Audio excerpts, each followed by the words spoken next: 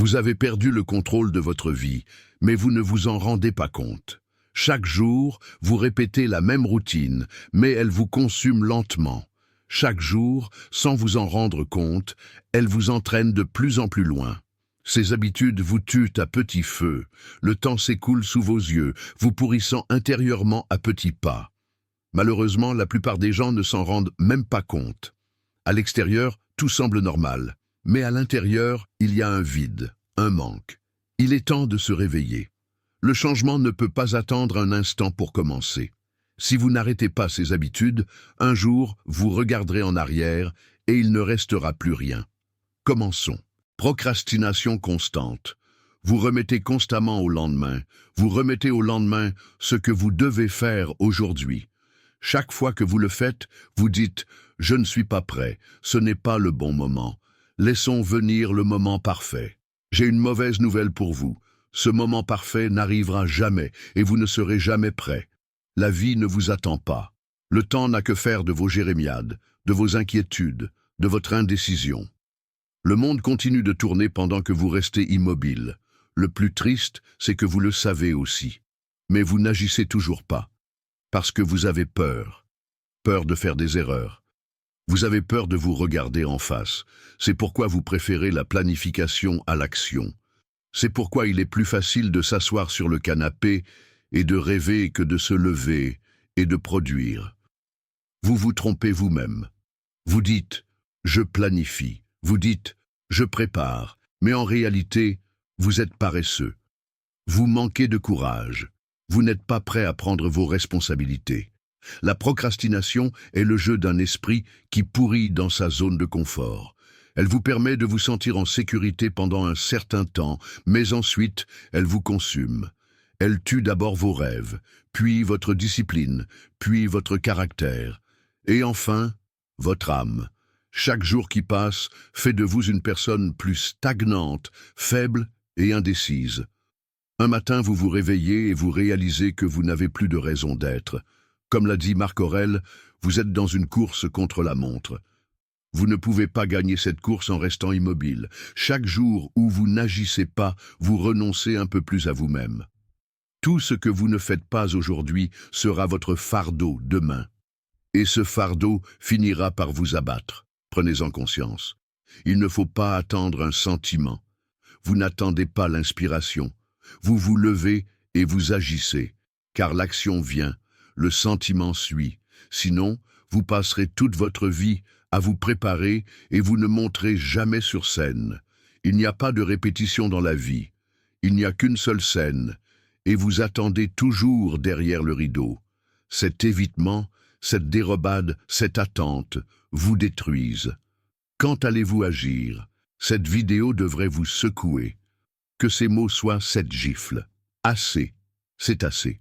Levez-vous et agissez. Parce que chaque jour où vous procrastinez, vous tuez une autre partie de votre potentiel. Monologue intérieur négatif.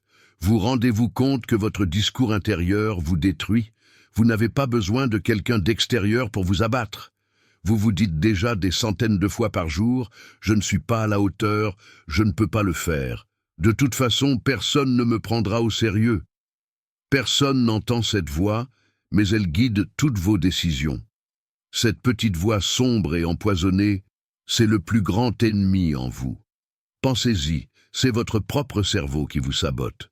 Chaque fois que vous voulez faire un pas, il vous murmure « Qui es-tu » Et vous le croyez, parce qu'au fil des années, vous vous êtes rétréci et vous avez rongé votre confiance en vous pour devenir ce que vous êtes aujourd'hui. Vous prenez une décision et vous vous rétractez aussitôt. Pourquoi? Parce que cette voix intérieure reprend le dessus. Et si je suis humilié? Je vais vous le dire clairement, si vous avez tellement peur d'être humilié, c'est que vous l'êtes déjà.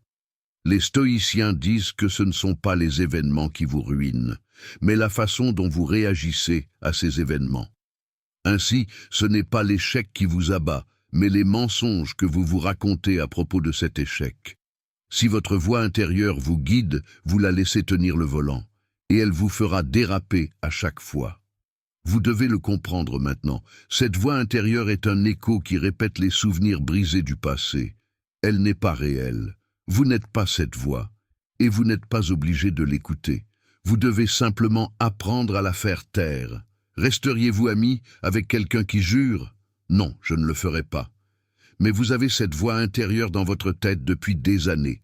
Vous vous réveillez avec elle tous les matins. Vous dormez avec elle tous les soirs. Cela suffit maintenant. Excluez cette voix. Remplacez-la par une autre voix. Si je commence et que c'est mauvais, tant pis. Au moins, je le fais. Il est impossible que le monde extérieur vous respecte si vous ne changez pas votre discours intérieur. Une personne qui n'est pas respectée dans son propre esprit ne peut gagner aucune bataille à l'extérieur. Regardez-vous dans le miroir aujourd'hui et faites un choix. Soit vous faites taire cette voix et commencez une nouvelle vie, soit cette voix vous enchaînera jusqu'à votre mort. L'addiction aux médias sociaux. Que recherchez-vous lorsque vous passez des heures devant votre écran? Le bonheur, l'évasion. Essayez-vous de vous endormir avec la vie des autres. Regardons les choses en face. Les médias sociaux ont pris le dessus. Ils ont acheté votre volonté, votre attention et votre temps. Vous défilez comme un zombie, d'une histoire à l'autre, d'une bobine à l'autre. Vous aimez, vous regardez, vous oubliez. Mais vous ne vivez jamais. Chaque seconde passée devant l'écran est du temps volé à la vraie vie. Vous le savez, mais vous continuez, parce que cette dépendance vous engourdit et vous réconforte en même temps. C'est pourquoi vous ne voulez pas arrêter. Parce qu'il y a des gens sur cet écran qui ont plus de succès, qui sont plus beaux, qui sont plus heureux que vous. Plus vous vous comparez à eux, moins vous vous sentez utile. Et ce sentiment de dévalorisation vous lie encore plus à l'écran. C'est un cercle vicieux. Les médias sociaux sont la drogue des temps modernes. Et c'est gratuit. Tout ce qu'il coûte, c'est votre temps et votre âme. Si personne ne vous a jamais tapé sur les doigts pour cela, écoutez bien. La vie que vous voyez à l'écran est un faux rêve que vous ne vivrez jamais, car vous êtes prisonnier devant cet écran. Pour vivre vraiment, il faut d'abord éteindre l'écran et regarder de son côté. Les stoïciens s'intéressent à la discipline intérieure et non aux influences extérieures. Chaque fois que vous vous penchez sur l'écran, vous vous éloignez un peu plus de vous-même. Pensez-y, combien d'heures avez-vous passé aujourd'hui? Qu'avez-vous appris? Qu'avez-vous produit? Vous n'avez fait que regarder et passer. Vous ne vous rendez même pas compte que vous vous épuisez, que vous gaspillez votre énergie pour des bêtises. Et le plus triste dans tout cela, c'est que les médias sociaux savent ce que vous regardez. Les médias sociaux savent ce que vous regardez. Ils savent ce que vous pensez. Ils vous connaissent mieux que vous ne vous connaissez vous-même. Parce que vous avez cessé de penser à vous-même. Vous êtes désormais un consommateur automatique. Réveillez-vous. Défiler avec vos doigts ne vous mènera nulle part. Quittez l'écran. Touchez la vie. Les vraies personnes, les vraies douleurs, les vrais triomphes sont toujours là. Mais vous êtes enfermé, vous vénérez des rêves filtrés. Prenez une décision aujourd'hui. Les médias sociaux vous gouvernent-ils ou les gouvernez-vous? Si vous n'avez toujours pas de réponse, c'est que vous en avez déjà une. Se plaindre constamment. Votre vie peut être mauvaise, vos circonstances peuvent être difficiles, les gens peuvent ne pas vous comprendre. Mais laissez-moi être clair sur ce point. Ce n'est pas en vous plaignant que vous changerez quoi que ce soit. Au contraire, chaque fois que vous vous plaignez, vous devenez un peu plus malheureux, un peu plus passif. Les personnes qui se plaignent tout le temps sont celles qui ont complètement perdu le contrôle, car ceux qui n'ont pas le courage de trouver des solutions choisissent de se plaindre. Êtes-vous l'un d'entre eux? Les mêmes phrases tous les jours. Il ne se passe rien dans ce pays. Je n'ai aucune chance. Les gens sont méchants. Oui, le monde n'est pas parfait. Il ne l'a jamais été. Mais au lieu d'essayer de le réparer, vous choisissez de vous asseoir et de vous plaindre. Parce que c'est facile de se plaindre. Cela ne demande aucun effort. Il suffit de pleurer. Mais le changement demande des efforts, de la responsabilité, du courage. Les stoïciens disent « Concentrez-vous sur ce que vous pouvez contrôler et acceptez ce que vous ne pouvez pas contrôler. » Mais que faites-vous? Vous ne changez ni n'acceptez. Vous restez au milieu et vous vous plaignez. C'est à la fois inutile et humiliant. La vie récompense ceux qui agissent, pas ceux qui se plaignent. Parce que le rôle de victime vous donne un sentiment de justification temporaire, mais de faiblesse permanente. Vous devez y mettre un terme dès maintenant. Si vous reconnaissez un problème, trouvez une solution ou taisez-vous. Parce que les personnes qui ne font que se plaindre répandent une énergie toxique autour d'elles. Elles se tirent elles-mêmes vers le bas et tirent les autres vers le bas sans s'en rendre compte. Rappelez-vous ceci, se plaindre, c'est tisser le drapeau blanc sans se battre. C'est se rendre. Chaque seconde que vous passez à vous plaindre, vous vous enfoncez un peu plus dans le bourbier de l'inaction. Alors, arrêtez tout de suite. Taisez-vous et agissez. Parce que votre meilleure réponse au monde n'est pas de dire « j'ai raison », mais de dire « regardez comment j'ai résolu le problème ». Si la plainte est le langage de la faiblesse, la solution est le langage de la volonté. C'est à vous de choisir. Mais si vous ne faites pas de choix, ce langage continuera à vous étouffer. Le perfectionnisme. Votre problème n'est pas la paresse, mais la façon dont vous embellissez l'excuse. Je veux que ce soit parfait, dites-vous. Je ne veux pas être pris au dépourvu, dites-vous. Il n'en est rien. C'est juste une autre façon de s'en sortir. Vous avez peur, mais vous ne pouvez pas l'admettre. Vous utilisez donc le perfectionnisme comme bouclier. Vous perdez des années à dire « je ne suis pas prêt ». Tu veux que je te dise une dure vérité? Vous ne serez jamais prêt.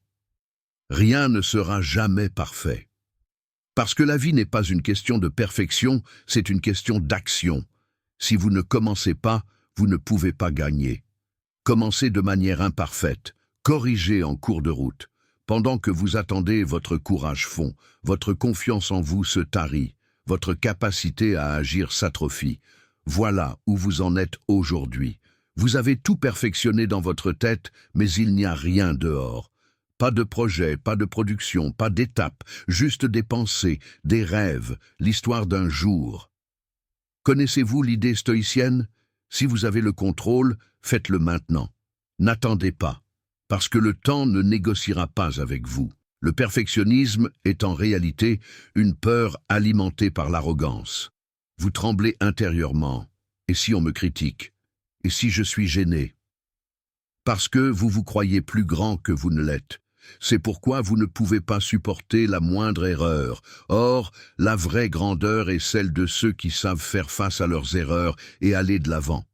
Comment peut-on grandir sans faire d'erreurs et sans tomber dans des fautes? En outre, les gens n'attendent pas de vous que vous soyez parfait. Ils respectent ceux qui agissent, ceux qui commencent, ceux qui osent, ceux qui sont prêts à tomber. Laissez donc tomber cette fausse attente. Le perfectionnisme étouffe la production, stoppe le développement et fait perdre du temps. Quelle que soit l'excuse que vous trouvez pour justifier ce que vous n'avez pas fait aujourd'hui, le résultat ne change pas. Vous ne l'avez pas fait. Soyez donc honnête avec vous-même dès maintenant. Choisissez de commencer, pas d'être parfait, car la perfection inachevée vaut moins que la médiocrité entamée. L'inactivité physique. Si votre corps est en train de pourrir, comment votre esprit peut-il être en bonne santé? Vous restez assis pendant des heures. Vous êtes inactif. Votre esprit se rétrécit, votre énergie diminue, et pourtant, vous ne faites rien. Vous vous demandez alors pourquoi vous êtes si fatigué, malheureux et démotivé. La réponse est claire, parce que vous négligez votre corps. L'être humain est fait pour bouger. Il est dans notre nature de marcher, de courir, de transpirer, de nous dépenser. Mais vous l'avez oublié. La vie moderne vous a menotté à une chaise. On vit assis, on s'épuise assis.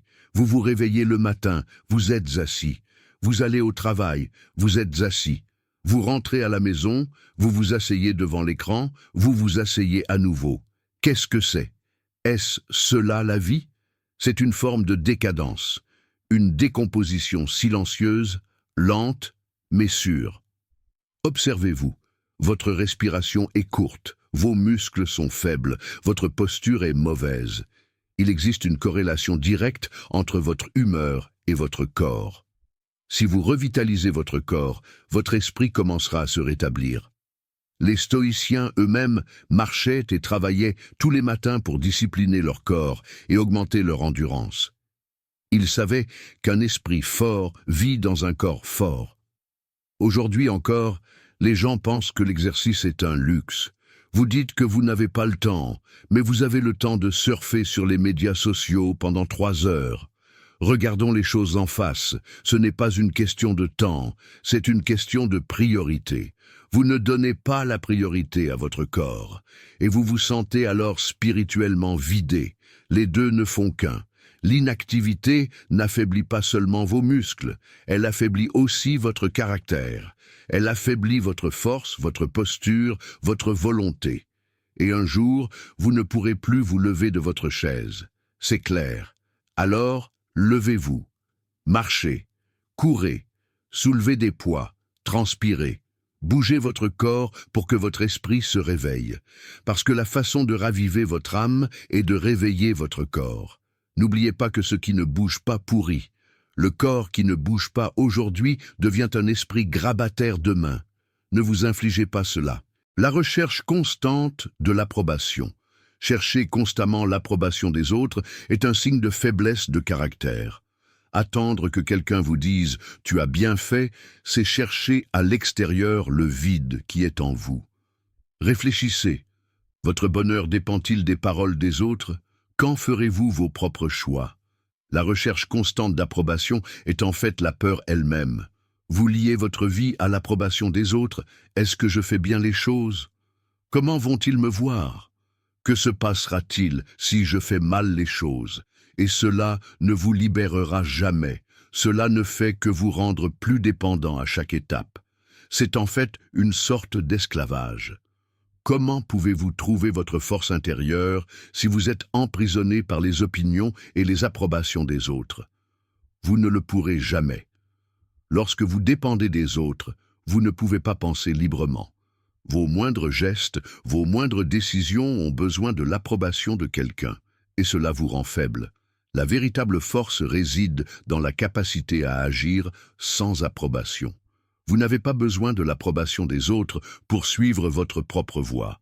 Personne ne peut juger de votre potentiel à travers les yeux de quelqu'un d'autre. Ils ne connaissent que le monde extérieur, mais personne ne connaît le pouvoir qui est en vous. Chercher l'approbation des autres n'est donc qu'une obsession. Lier votre valeur personnelle à des facteurs externes vous décevra en fin de compte, car personne ne vous construira une vie parfaite. Personne ne vous dira la vérité. Personne ne pensera pour vous. Au lieu de cela, vous vous perdez en vous reposant sur les autres. Lorsque vous commencez à agir sans approbation, vous commencez à découvrir votre force intérieure. Une personne vraiment puissante se suffit à elle-même. Elle se donne l'autorité de donner l'approbation aux autres. À partir d'aujourd'hui, ne vous préoccupez plus de l'opinion des autres. Personne ne vit pour vous. Vous devez vivre pour vous-même et ne donnez pas cette approbation aux autres. Au lieu de vivre pour l'approbation, vis en faisant confiance à tes propres décisions. Agir en fonction des réactions émotionnelles. Si vous ne pouvez pas contrôler vos émotions, ce sont elles qui vous contrôleront. Un accès de colère, un moment de rage, un moment de fureur. Cela peut ruiner toute votre vie. Parce qu'agir en fonction de ces réactions émotionnelles affaiblit l'esprit. Vous ne devez pas vous préoccuper de ce que vous ressentez à ce moment-là, mais de ce que vous devez faire. Vos émotions sont temporaires, mais si vous ne les canalisez pas avant d'agir, votre vie sera victime d'émotions temporaires. Quand quelque chose vous met en colère, quand quelque chose vous blesse, quand quelque chose vous déçoit, il est facile de réagir immédiatement. Mais n'oubliez pas, réagir, c'est perdre son pouvoir. Car une réaction est une action sans réflexion.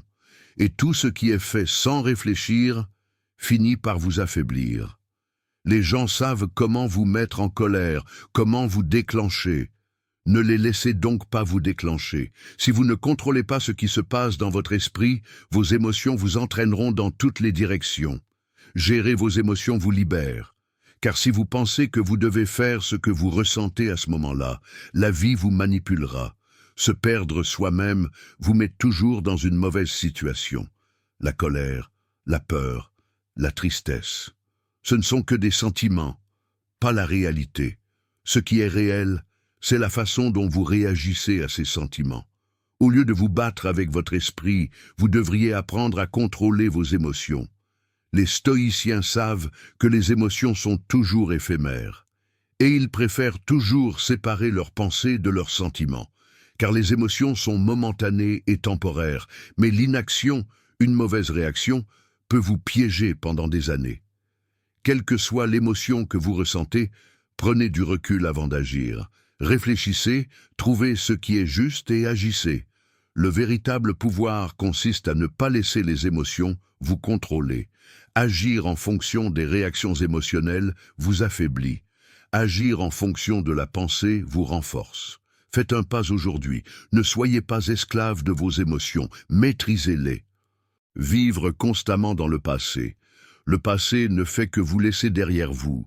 Ces anciennes relations, les erreurs, les pertes, les fautes que vous avez commises dans le passé. Continuer à vivre dans le souvenir de tout cela ne vous fera jamais avancer. Ne laissez pas le passé vous définir. Ces moments appartiennent au passé, ils ne doivent plus t'affecter, mais vous êtes toujours coincé dedans. Vivre dans le passé est en fait une sorte de fuite, parce que voir l'avenir, prendre ses responsabilités, affronter le présent, c'est effrayant. Vous vous réfugiez donc dans la douleur du passé. Mais cela détruit votre véritable force. Chaque fois que vous vous souvenez de vos échecs passés, chaque fois que vous pensez à vos pertes, vous reculez d'un pas, car le passé gâche le présent. Une personne coincée dans le passé remet en question chaque moment, répète chaque étape, revit chaque erreur. Mais ce n'est pas de la croissance, c'est de la faiblesse. Les stoïciens savaient qu'on ne peut pas changer le passé. Ils ont choisi de se concentrer sur le présent. Parce que vivre correctement aujourd'hui vous permet de faire un pas en avant. Ne laissez pas votre passé vous freiner. Si vous continuez à vivre avec lui, il vous consumera. Vous ne pouvez pas façonner ce que vous faites aujourd'hui en fonction des choix et des erreurs du passé. Votre véritable force réside dans l'appréciation de chaque instant. Acceptez le passé, tirez-en des leçons, mais ne vous y attardez pas, car plus un homme vit dans le passé, plus il renonce à son avenir. Ton passé veut te détruire, tu dois créer ton avenir. Tu dois le comprendre. Tu n'es pas prisonnier du passé. Se focaliser sur le passé ne vous libérera jamais. Agissez, vivez dans le présent. Si vos erreurs passées vous hantent, ne les laissez pas vous arrêter.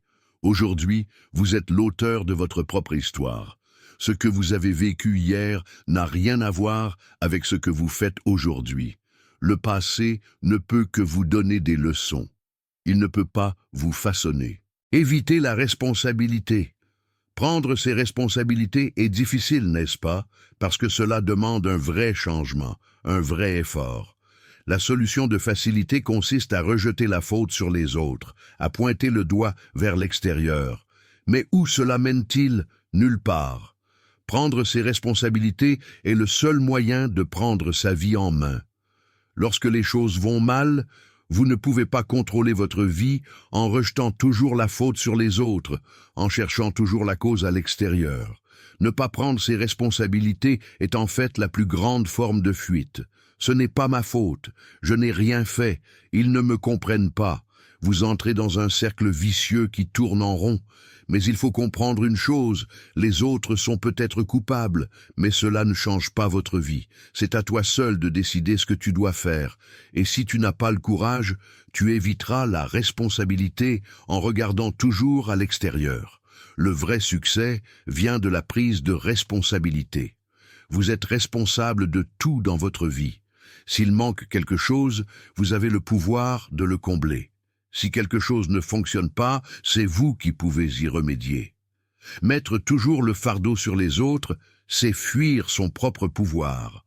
La vie vous met à l'épreuve. Il ne tient qu'à vous de faire un pas et de prendre vos responsabilités. C'est en prenant ces responsabilités que l'on devient fort. Savoir que vous pouvez faire la différence vous donne confiance.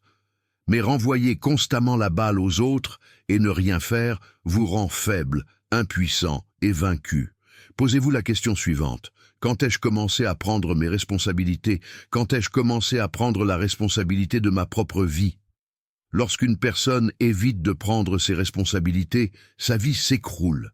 car la responsabilité est la pierre angulaire sur laquelle la vie est construite. Si vous voulez changer quoi que ce soit dans votre vie, prenez d'abord vos responsabilités. Personne ne prendra votre place. Personne ne viendra réparer votre vie. C'est donc à vous de choisir. Soit vous prenez vos responsabilités et vous dirigez votre propre vie, soit vous continuez à fuir et vous ne devenez rien. Que choisirez-vous? Ces habitudes vous tuent en silence, vous pourrissent chaque jour un peu plus de l'intérieur. Mais le pire, c'est peut-être que vous ne vous en rendez pas compte. La vérité, c'est que vous êtes encore en train de dormir pendant que le temps s'écoule, lentement. Mais il est temps de vous réveiller. Le stoïcisme peut vous libérer de ces chaînes et vous faire découvrir votre propre pouvoir. Les stoïciens soulignent l'importance d'accepter la vie telle qu'elle est, de vivre le moment présent et de faire les bons pas en avant. Soyez honnête avec vous-même, arrêtez de vous faire des illusions. Agissez, car le temps ne s'arrête pas. Prenez le contrôle de votre vie, ou quelqu'un d'autre le fera. Agissez pour changer avant qu'il ne soit trop tard.